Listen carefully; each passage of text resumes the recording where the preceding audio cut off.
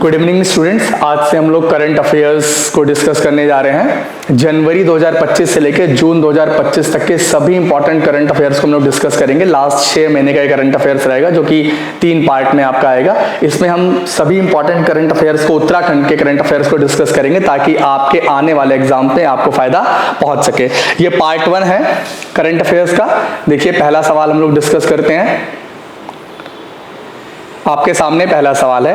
पहले सवाल में ये कहा जा रहा है कि उत्तराखंड की सरकार ने भूतापीय ऊर्जा के अन्वेषण और विकास के लिए किस देश की कंपनी से अनुबंध किया है। The government of Uttarakhand has sign a contract with which countries company for exploration and development of the geothermal energy. ठीक है, तो ये कंपनी है आइसलैंड देश की। किस देश की कंपनी है? आइसलैंड। और इसका नाम है, ये जो कंपनी है, इस कंपनी का नाम है वर्किस कंसल्टिंग इंजीनियर्स।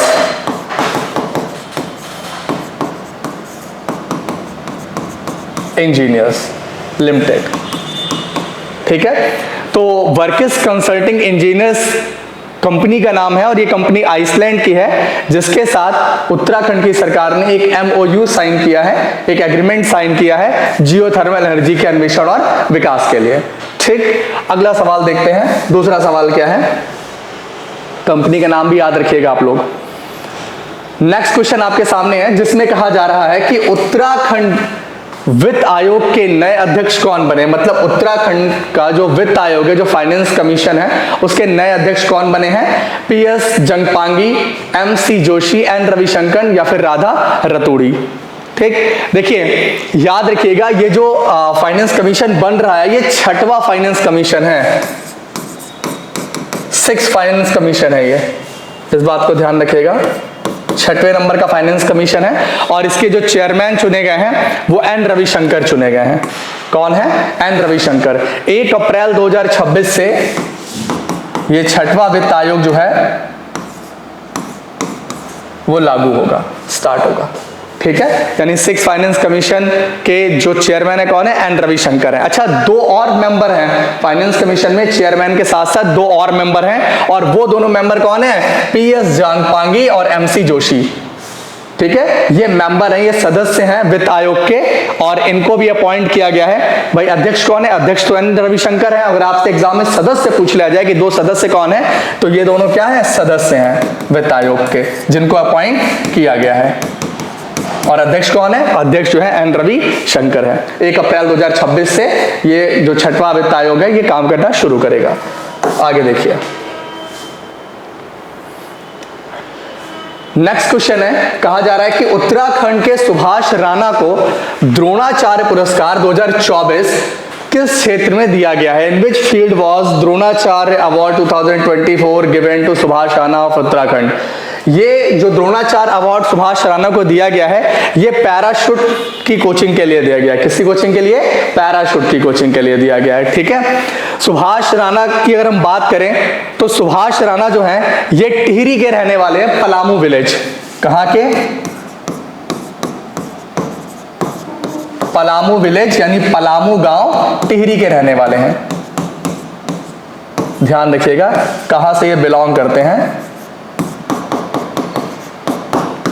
पलामू गांव, टिहरी से ये बिलोंग करते हैं। उन्हें पैराशूट कोचिंग के लिए द्रोणाचार्य पुरस्कार दिया गया है। ये उत्तराखंड से बिलोंग कर रहे हैं। अगला सवाल देखते हैं।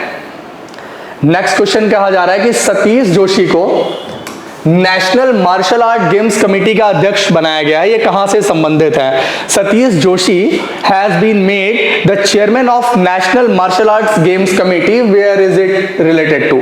कहां से रिलेटेड है? कौसानी, हल्द्वानी, रानीखेत या भीमताल? सतीश जोशी जो है वो भीमताल के रहने वाले हैं। रानीखेत से रहने वाले हैं, रानीखेत से संबंधित है। ठीक है, इसको ध्यान रखिएगा। और अगर ये सवाल दूसरी तरीके से पूछा जा सकता है ना कि national martial art games committee का अध्यक्ष किसे बनाया गया है, तो सतीश जोशी को बनाया गया है। ऐसे भी पूछा जा सकता है सतीश जोशी कहां से बिलोंग करते हैं? रानीखेत से बिलोंग करते हैं। ठीक, अगला क्वेश्चन देखते हैं हम लोग। देखिए, ये सवाल थोड़ा ज्यादा इंपॉर्टेंट है, इसको ध्यान से देखिएगा। कहा जा रहा है उत्तराखंड से कितने लोगों को पद्म पुरस्कार दिया गया है।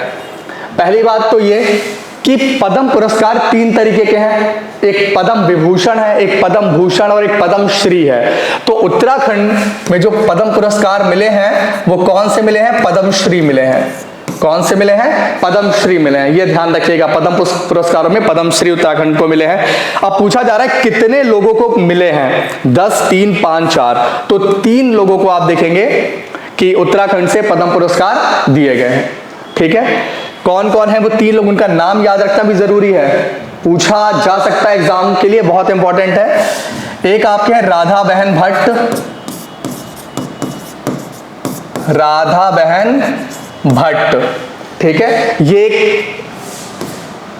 सामाजिक कार्य के क्षेत्र में, सोशल सर्विस की फील्ड में इन्हें मिला है पद्मश्री अवार्ड, सामाजिक कार्य के क्षेत्र में।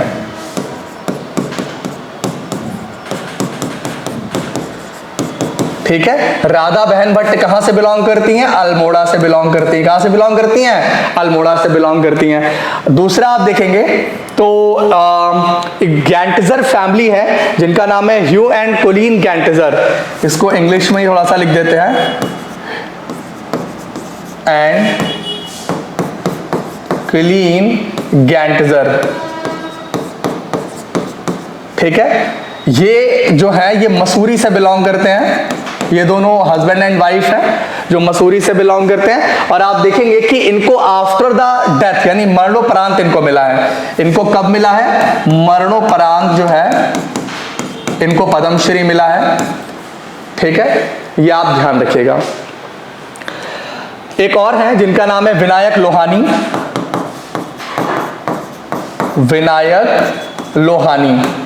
ठीक है, इनको भी जो है ये अल्मोड़ा से बिलोंग करते हैं, अल्मोड़ा के रहने वाले हैं। और इनको भी आप देखेंगे कि सामाजिक कार्य के क्षेत्र में यानी सोशल सर्विस की फील्ड में इनको भी दिया गया है। यानी 3 पद्म पुरस्कार आपने देखे जो अलग अलग लोगों को अलग अलग क्षेत्र में दिए गए हैं। ठीक है, और उनका नाम स्पेशली आप याद रखिएगा, राधा बहन भट्ट, ह्यू एंड कोलिन गैंटजर और विनायक लोहानी। ठीक है, अब देखिए नेक्स्ट क्वेश्चन और चलते हैं आगे।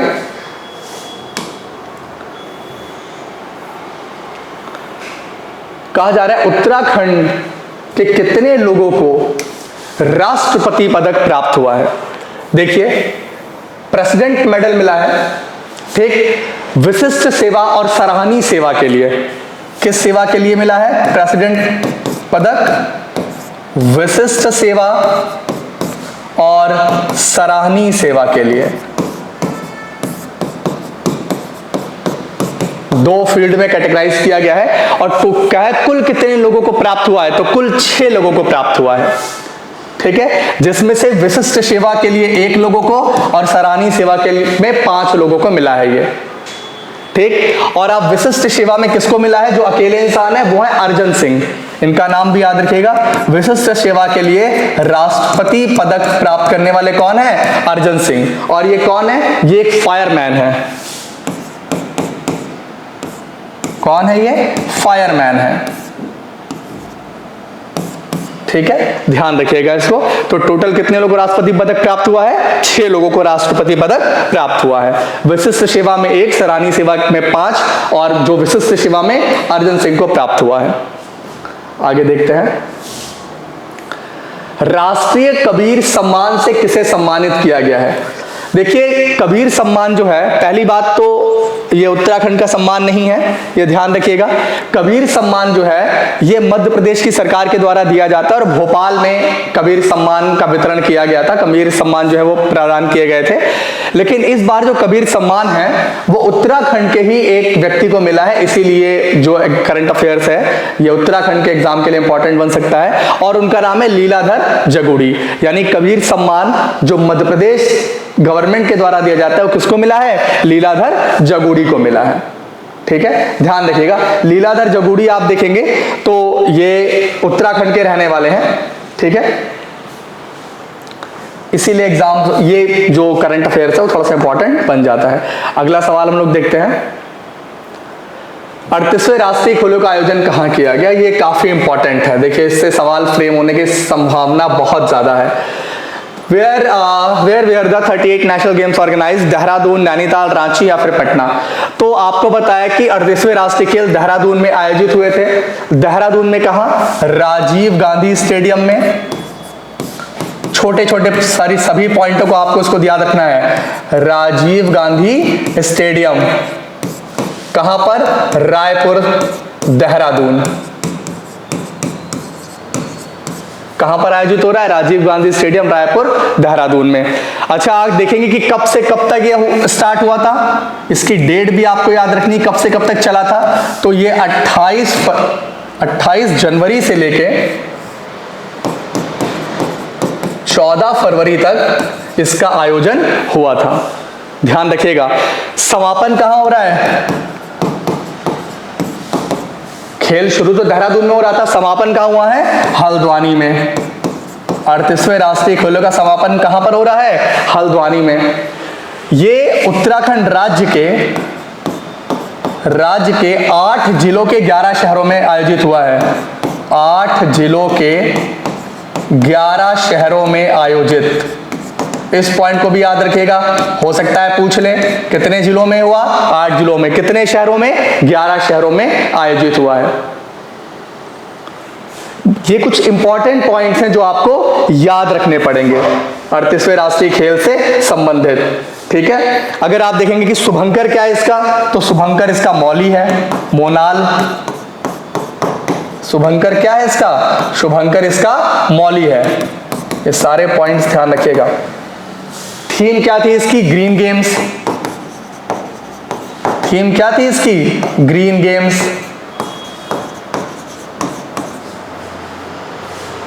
ठीक है। टैगलाइन क्या है? संकल्प से शिखर तक। टैगलाइन की बात करें, टैगलाइन क्या है? संकल्प से शिखर तक।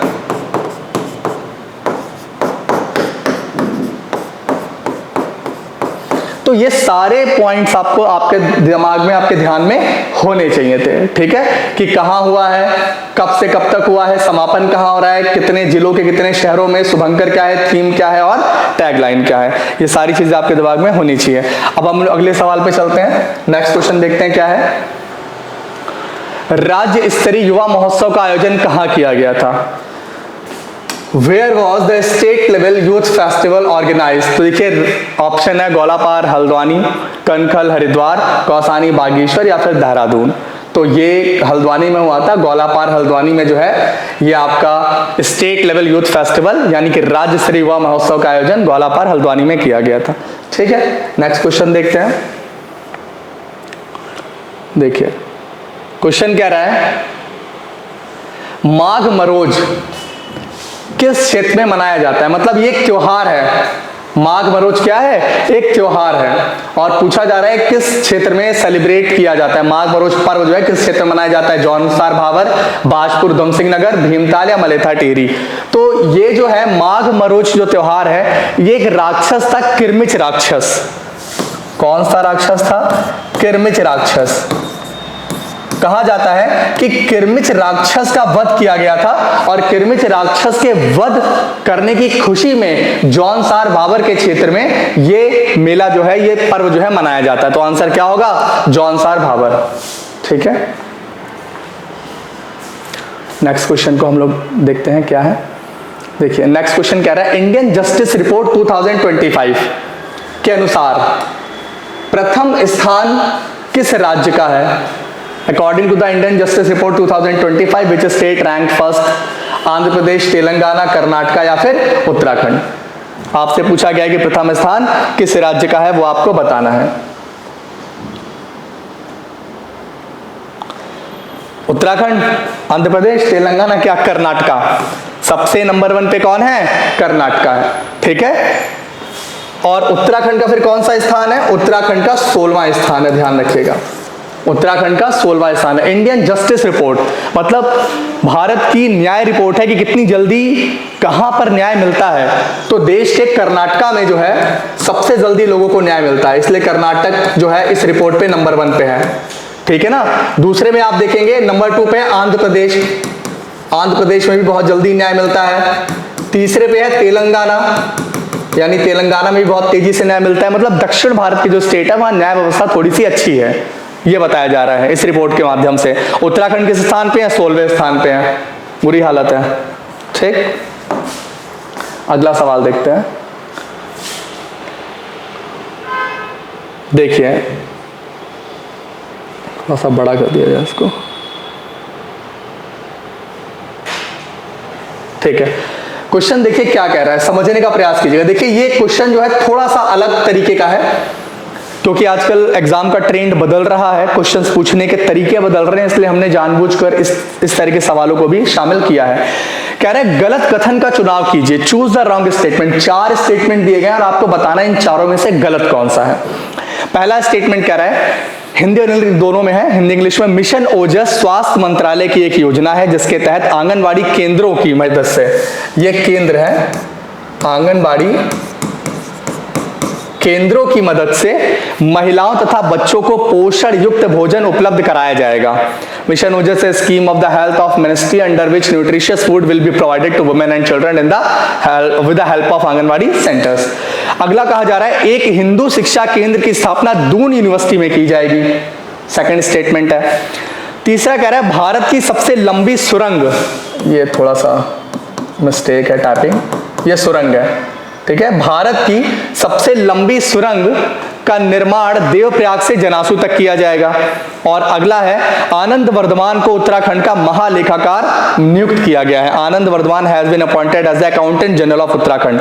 कौन इसमें से गलत है आपको वो बताना है। अच्छा देखिए, इस तरह का सवाल अपने आप में एक करंट अफेयर्स है। इस तरह के सवालों से आपके ऑटोमेटिक 4 करंट अफेयर्स ऐसे तैयार हो जाएंगे, क्योंकि इसमें से एक गलत होगा, 3 तो सही होंगे ना, मतलब 3 तो करंट अफेयर्स ऑटोमेटिक आपके तैयार हो रहे हैं, और जो गलत होगा उसका सही आंसर पता चलेगा नहीं। एक ही सवाल में 4 करंट अफेयर्स तैयार हो रहे हैं आपके। मिशन ओजस स्वास्थ्य मंत्रालय की पहल है, बिल्कुल सही है, मिशन ओजस स्वास्थ्य मंत्रालय की ही पहल है, जिसके तहत आंगनवाड़ी केंद्रों की सहायता लेकर जो महिलाओं और बच्चों को पोषण युक्त भोजन उपलब्ध कराया जाएगा। हिंदू शिक्षा केंद्र की स्थापना दून यूनिवर्सिटी में की जाएगी, ये बात भी सच है। भारत की सबसे लंबी सुरंग देवप्रयाग से जनासू तक है, ये भी सब सही है। आनंद वर्धमान को उत्तराखंड का महालेखाकार नियुक्त किया गया, गलत। महालेखाकार परवेज आलम को नियुक्त किया गया है। किसको? परवेज आलम को। परवेज आलम जो है वो नए अकाउंटेंट जनरल है। इसका मतलब सारे ऑप्शन सही हैं सिवाय डी के, तो डी ऑप्शन क्या है आपका? गलत है। ठीक है, तो हालांकि हमें तो गलत ही चुनना था, तो हमने टिक किस पे लगाया? डी पे लगाया। बाकी तीनों सही है, डी क्या है? गलत है। परवेज आलम है अकाउंटेंट जनरल। अगला सवाल देखते हैं। देखिए, निम्न कथनों पर विचार कीजिए। कहा जा रहा है इसमें कि सायरा बानो को महिला आयोग का अध्यक्ष नियुक्त, अध्यक्ष नहीं है, ये उपाध्यक्ष है। इसको थोड़ा सा करेक्ट करिएगा, ये उपाध्यक्ष है, ये उपाध्यक्ष है, वाइस चेयरपर्सन, वाइस चेयरपर्सन। अब ठीक है, क्या कहा जा रहा है कि सायरा बानो को महिला आयोग का उपाध्यक्ष नियुक्त किया गया है, यानी वाइस चेयरपर्सन जो अपॉइंट किया गया है। राज्य में, ये दा नहीं है, राज्य में चिंतन शिविर का आयोजन 7 से 8 अप्रैल 2025 को चमोली में किया गया था। चिंतन शिविर in the state was organised in the Chamoli from 7 to 8 April of 2025। Uttarakhand का पहला नक्षत्र भवन डीडी हाट में स्थापित किया जाएगा। First Nakshatra Bhavan will be set up in डीडी हाट। Antardrishti sensory dark room Dehradun में खोला गया है। अब इसमें से पूछ रहा है कौन से कथन सही हैं, which are the true? 1 3 4 1 2 3 2 3 4 या 1 2 3 4 चारों। पहली बात तो ये कि सायरा बानो को महिला आयोग का अध्यक्ष नियुक्त किया गया, ये बात सही है बिल्कुल। ठीक है, राज्य में चिंतन शिविर का आयोजन 7 से 8 अप्रैल को किया जाएगा, ये बात भी सही है। उत्तराखंड का पहला नक्षत्र भवन डीडी हाट में स्थापित किया जाएगा, ये बात भी सही है, डीडी हाट में स्थापित किया जाएगा। याद रखिएगा, ये अपने आप में करंट अफेयर से खो रहा है ना। अंतर्दृष्टि सेंसरी डार्क रूम देहरादून में खोला गया, ये भी सही है। तो क्या चारों सही है? नहीं, राज्य में चिंतन शिविर का आयोजन 7 से 8 अप्रैल 2025 को हुआ, ये तो सही है, लेकिन चमोली में नहीं हुआ है, देहरादून में हुआ है। कहां हुआ है? देहरादून में हुआ है। तो तो इसीलिए सेकंड वाला ऑप्शन क्या हो जाता है, यहां पर गलत हो जाता है। और अब आंसर क्या होगा, 1, 3 एंड 4, पहला आंसर सही होगा। ठीक है, तो देखिए कितना माइनर मिस्टेक किया गया, केवल 7 से 8 अप्रैल को चमोली में नहीं देहरादून में हुआ है, बाकी सब सही है। तो आपको हर एक पॉइंट को बारीकी से ध्यान रखना है, एग्जाम में कभी भी कुछ भी पूछा जा सकता है। अगला सवाल देखते हैं।